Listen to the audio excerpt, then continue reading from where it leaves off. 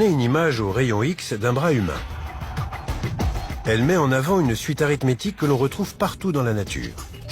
Un os du haut du bras est relié à 2 os de l'avant-bras. Eux-mêmes reliés à 8 autres os du poignet, qui à leur tour sont prolongés par 5 os de la main et 3 os dans chacun des doigts. Ces chiffres, 1, 2, 3, 5 et 8, font partie d'une suite mathématique bien connue. La suite de Fibonacci. Il s'agit d'une suite dans laquelle chaque valeur est la somme des 2 précédentes. Reportez ces nombres sur un graphique. La courbe formée est une spirale. Le mouvement hélicoïdal correspond à celui d'une pomme de pin.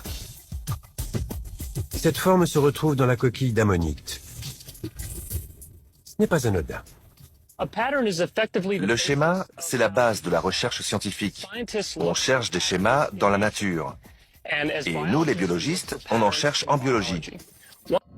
Prenez n'importe quel nombre de la suite de Fibonacci, divisez-le par celui qui le précède et vous obtiendrez un résultat proche de 1,618. Une valeur que l'on appelle le nombre d'or. Reprenons l'image du bras au rayon X. La différence de longueur entre l'avant-bras et la main est égale au nombre d'or. Et cela vaut aussi pour les 3 phalanges. Mais aussi pour notre ADN.